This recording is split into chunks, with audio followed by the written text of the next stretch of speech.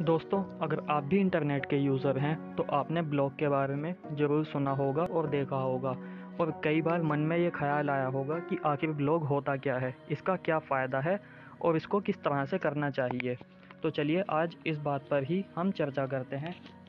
Basically पहले जब internet का ज़माना नहीं था तो लोग क्या करते थे, अपने किसी एक्सपीरियंस को या किसी चीज़ के बारे में कोई डिटेल्स लिखनी होती थी तो वह लोग डायरी का इस्तेमाल करते थे।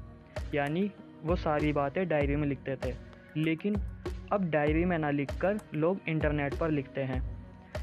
इस क्रिया को ही हम ब्लॉग कहते हैं।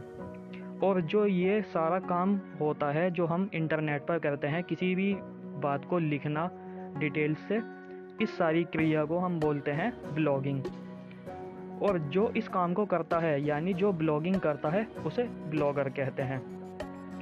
ब्लॉगर बनने के लिए हमें एक वेबसाइट की ज़रूरत होती है जिस पर हम ब्लॉग्स लिखते हैं। ब्लॉग किसी वेबसाइट का ही एक पार्ट होता है। किसी वेबसाइट पर हम कई ब्लॉग्स लिख सकते हैं। दोस्तों, ब्लॉग लिखने के लिए हमें बेसिकली कंप्यूटर या लैपटॉप की ज़रूरत होती है। लेकिन अब हाईटेक ज़माना है तो इस काम को हम अपने स्मार्टफोन से भी कर सकते हैं।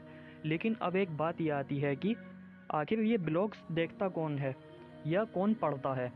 दोस्तों, मान लीजिए आपने किसी स्मार्टफ़ोन पे कोई ब्लॉग लिखा, जैसे कोई अपकमिंग स्मार्टफ़ोन होता है, आपने उस पर कोई ब्लॉग लिखा, उसके बारे में फुल डिटेल्स आपने दी।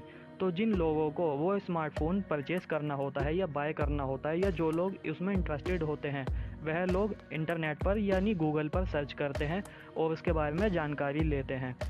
तो ये लोग क्या करते हैं, जब इस पर इतने लोग आते हैं और उस चीज़ के बारे में जानकारी लेते हैं और ये गूगल की नज़रों में आता है, तो वो इस पर अपने एड्स लगाने शुरू कर देता है। जिसका फ़ायदा ये होता है कि उन एड्स को देखने पर आपका एक रेवेन्यू जनरेट होता है जिससे आप कमाई भी कर सकते हैं। तो ब्लॉगिंग का सबसे बड़ा फ़ायदा है कि आप उससे कमाई कर सकते हैं।